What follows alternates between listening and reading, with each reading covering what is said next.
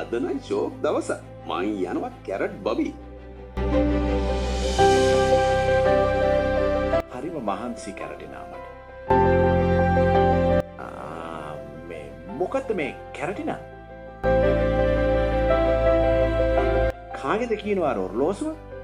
මොන ඔර්ලෝසුවක්ද ඔයා කියන්නේ? අර ඇදේ තියෙන ඔර්ලෝසුව කාගේද ගෑණියේ?